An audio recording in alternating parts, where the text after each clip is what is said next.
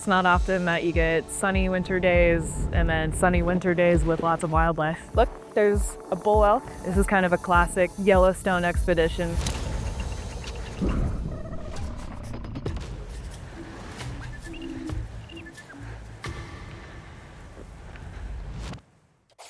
Getting up early is not my choice. You have to be on the wildlife schedule, which they are always up super early. But that's why we have coffee. Hi, I'm Rylee, and I'm a wildlife photographer. Today we're headed into Lamar Valley in Yellowstone National Park, one of my favorite places on the planet. Yellowstone encompasses 2.2 million acres and sits across 3 U.S. states, Wyoming, Idaho, and Montana. Today, we'll be exploring the northern range of the park, sometimes dubbed the Little Serengeti of America because it holds one of the highest concentrations of mammals anywhere in the continental United States. Bison, elk, birds of prey, that's what we're shooting for the day. Yellowstone is truly a land of fire and ice. Mountainsides were shaped by volcanic eruptions millions of years ago, and valleys were carved and smoothed by glaciers during the last ice age. The magma chamber that sits underneath the park breathes life into thousands of geothermal features that steam and bubble even as winter blankets the landscape in white. Yellowstone became a national park in 1872 to protect these one-of-a-kind natural wonders. So we just saw a bull elk on the side of the road, and it's not too often that I see these guys in the park. But right now in December, they haven't dropped their antlers yet, so I'm gonna see if I can get a good shot of him just grazing by the side of the road. And he's being very polite and very patient with us. We're in mid-December right now. The ungulates like elk are still doing pretty well.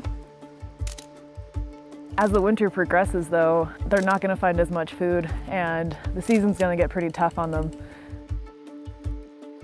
Elk will also travel in bachelor herds throughout the winter sometimes to just band together, and that's pretty good defense from predators like wolves. It shows them that they're still pretty fit and not worth the chase.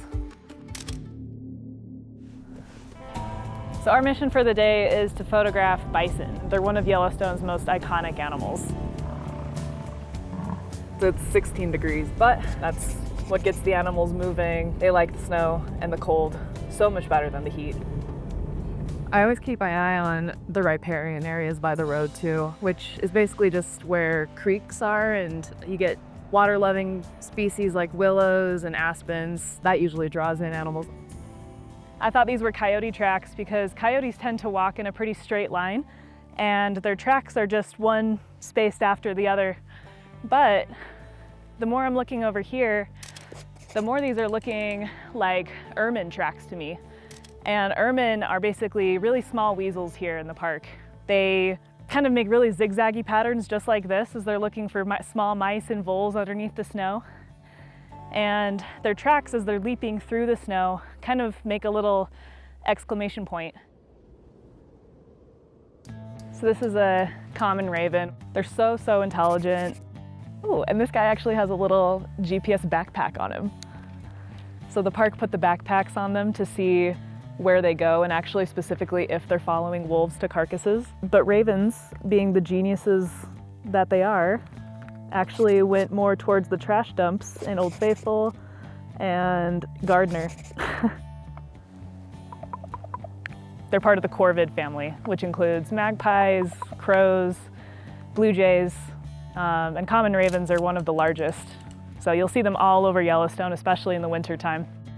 They make the craziest sounds.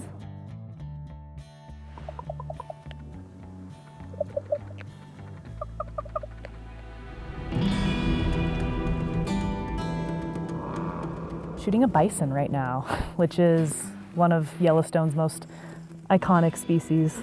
There's about 5,500 of them in the park, and you'll see them in herds all over the place, but especially around here in Lamar Valley.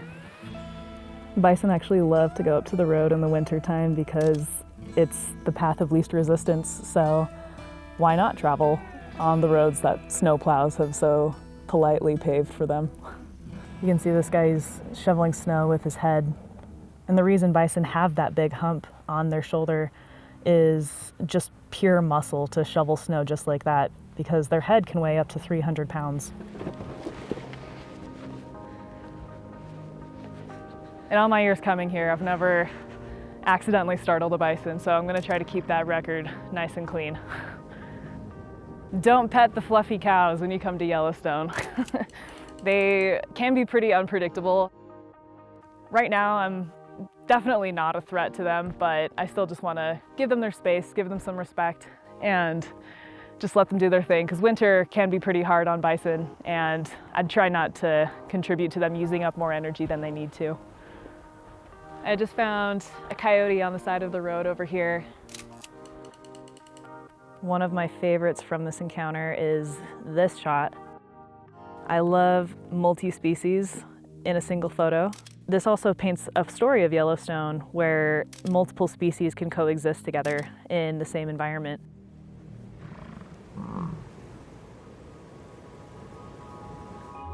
This is kind of a classic Yellowstone expedition. We got bison, we got coyotes, we got ravens. Overall, just a really beautiful day in the park. If you want to learn some of the techniques I used for getting these photos today, you can watch that episode on BBC Earth's YouTube channel.